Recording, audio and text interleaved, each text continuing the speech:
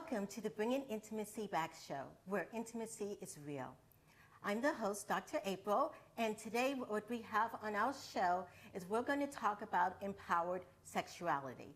And what that means is learning from yourselves and from other people how to be empowered. That means you're going to be empowered in your own sexuality. And I think this is a very good topic today because it's talking about no tolerance for violence. Okay, we're talking about how to be authentic in your sexuality. And today I have a very wonderful guest. Her name is Marla Stewart.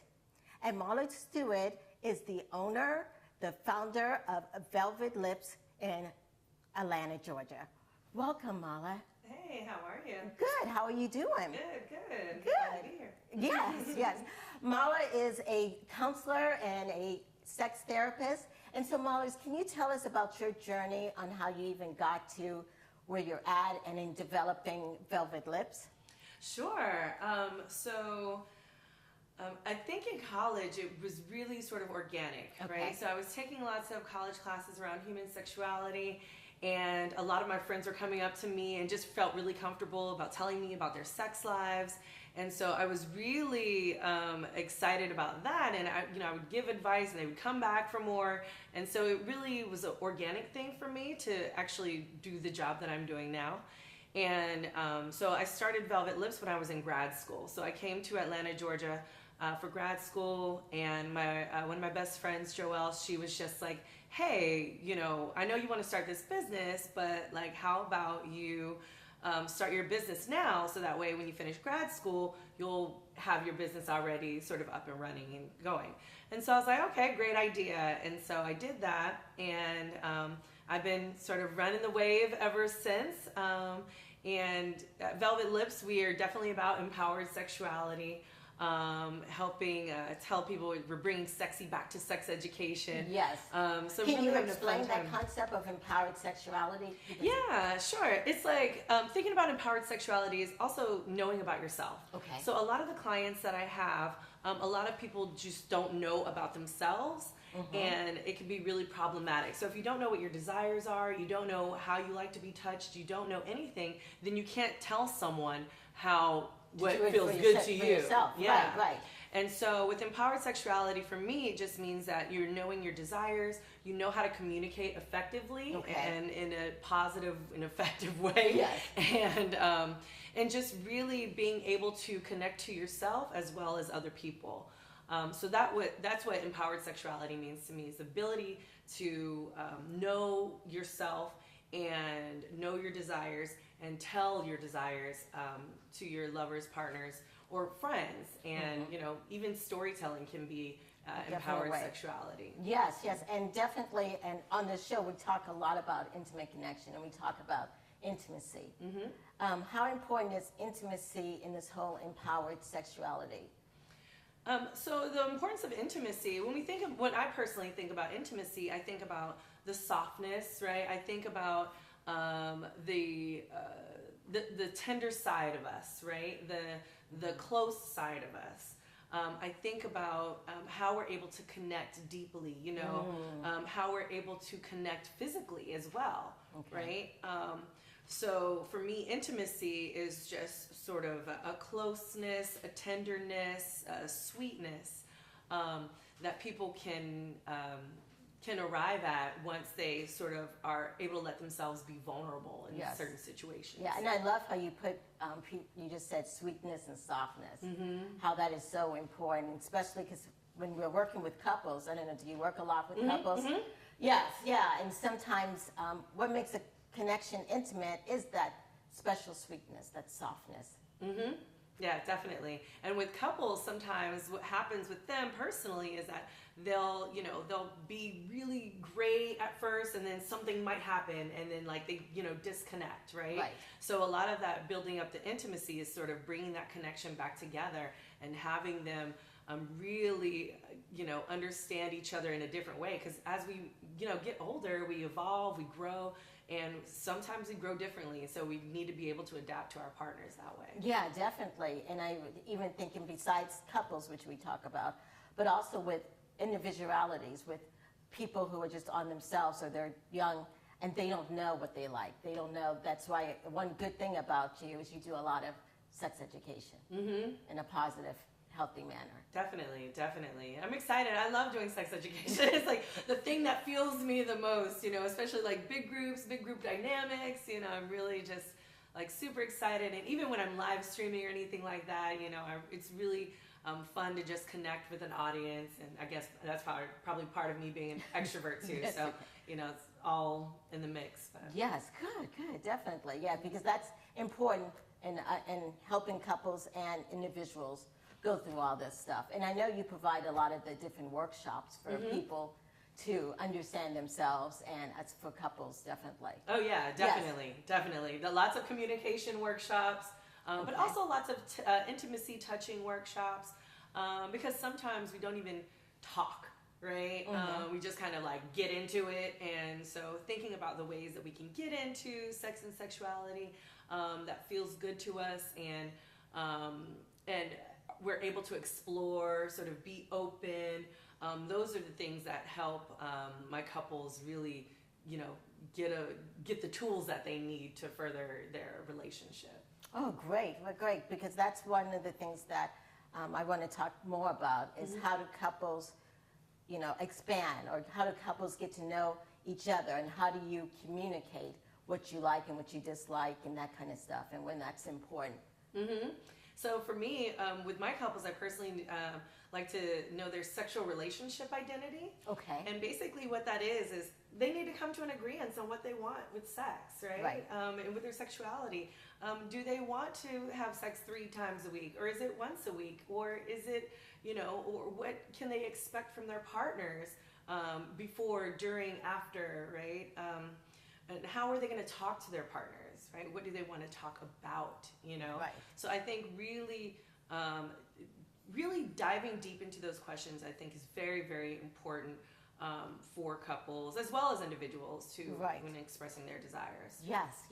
And so I'm going to soon take a small little break, but when we come back, we're going to go more in depth on how do we communicate about our sexual identity, how we become more aware, and how do we communicate it to our partners.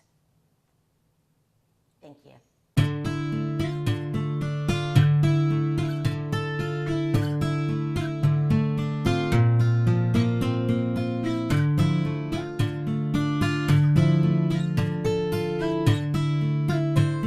Welcome back to the Bringing Intimacy Back show. Today's topic has been empowered sexuality. And on today, my guest is Marla Stewart, and she is the founder and the organizer and the owner of a wonderful practice in Atlanta, Georgia called Velvet Lips. Yes. And so as we've been talking about this concept of empowered sexuality, how important first is just the senses? Because I know you kept saying in the beginning, soft, sweet, and then we also talked about communication. So how important is that? I mean, what's that? Yeah, so with the senses, of course, they're very important.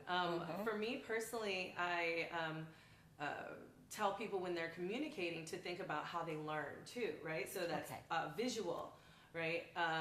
Through audio and through physical touch, right? So those 3 main things that we learn from are super, super important, because those are the things that turn us on, and they're also the things that might turn us off. Right. So those are like definitely the 3 most important. Of course, the senses of taste are important, as well as smell.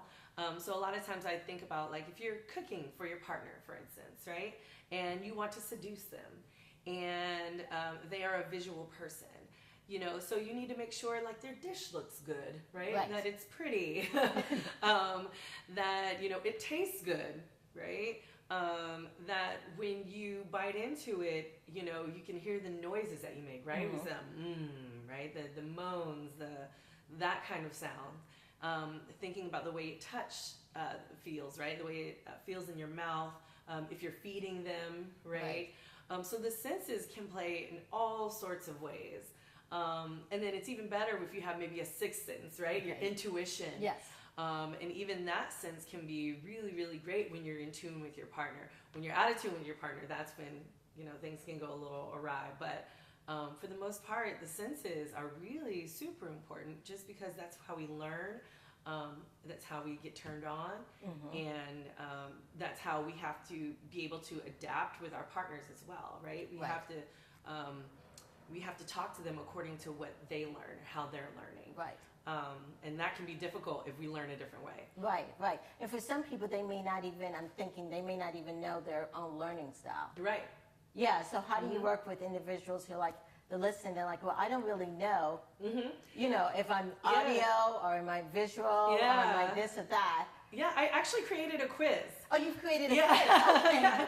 So I actually created a quiz, and is it on your website? It is on my website. So I created a quiz, and so people can go in, they can check it and see which one they are. And then I can also give you some resources for your listeners. And I have a quick quiz that if you wanted to send out to them, they can. Okay, yes, that would be great. And it's not like a super in-depth quiz. It's a 10-question quiz. Okay. But it gives you an idea of what kind of learner you are. Yes. And you'd be surprised. People are like, oh, really? And it's like, yeah. But I usually can tell what kind of learner or how people get seduced just by talking to them alone. Really? Or different kinds of tactics. You see it, you see how they gain the concept. And then over the years, I've been able to connect with people and understanding how they are. It's just been a gift, I guess. Yes. I know you provide a lot of different type of workshops and stuff, such as yoni work and all these kind of workshops. Yes, and you provide it for people, for individuals, but also for couples. And then I think you also do touching and non-touching workshops. Correct. Yes. Can you elaborate more on that? Yeah, so a lot of my business has to do with how to touch people, but also, my main focuses are seduction, communication, and sex skills. Okay. And so with those three things, I teach people how to touch people, how to navigate bodies. I teach people, the non-touch. Some people are like, I don't want to be touched or whatever, Yes. So there are workshops that the homework is to go and touch, right? But in front of me, we might have a conversation, or it might be about communication, or it might be about seduction, or it might be about how to initiate sex, right? And some of those things aren't necessarily going to be needed for touching. Okay. Right? Okay. But there is, but I do have a variety of touching workshops, or classes where people can come in and learn to do yoni work or lingam work or erotic massage or cuddling work. Those concepts to our audience members? Yeah, sure. Yes. So with yoni work, it is basically, for me, some people call it yoni massage. So it's really tapping in to whatever is going on with their body through their yoni or through their vagina or vulva. And so for some people, they might be have a hard time orgasming, or maybe they're trying to get pregnant. It's sort of there's some Reiki energy people that do this as well. So it's thinking about what's going on with their body and being able to manifest some sexual energy. Okay. Because I don't know if you believe in the chakras and all that, but from the base, we get that energy. But once we get that sexual energy, it just flows. Not only does it flow throughout our body, but it just flows through the outside world as well. Okay. Right. And I think that is one of the most important things. So same thing with the lingam. Lingam is another fancy word for a spiritual word for penis. So same thing with that. And then cuddling work is more about platonic cuddling. Okay. So it's how to cuddle. And what this does is basically it has so many benefits for you personally, but thinking about your pheromonal levels, say you're not attracting people, right? When you really want to attract people, you can do some cuddling work. And that way your body will produce the hormones that they need to attract people. So you're talking about for singles who are sometimes feel like, oh my gosh, no one's being attracted to me, I'm not getting hit on or whatever, that you provide some kind of resource for that. Yes. Awesome. Exactly. Okay. And so get them to do some cuddling so that they can get used to the intimacy and what that feels like, but also gain some sexual confidence. Right, because it starts here in the mind. Oh, yeah. That's where it starts. And that kind of aspect. So, yeah, definitely. Yeah, so if you have those self-deprecating thoughts or anything like that, it can easily be reversed with that, with those kinds of thoughts. Yeah, definitely. So, wow, we've been talking about so much. The communication and the touch and that kind of stuff. And so We're going to go soon take a short break again to listen more about different tools to help couples and individuals who are out there listening and they want to get to know and do more and be more empowered about their sexuality.